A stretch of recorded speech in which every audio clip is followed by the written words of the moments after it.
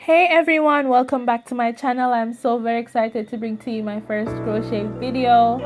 I have so many great designs for you that I've already recorded, but I feel like I need to teach you how to do the basics first before I can post that video. And so we will be doing the slip knot. So what you should do is hold the yarn in your left hand with the tail end of the yarn to the right and the working end of the yarn to the left. Twist the yarn to the left, making a hole or a hoop. Push your crochet hook under the hoop and pull through the working end of the yarn.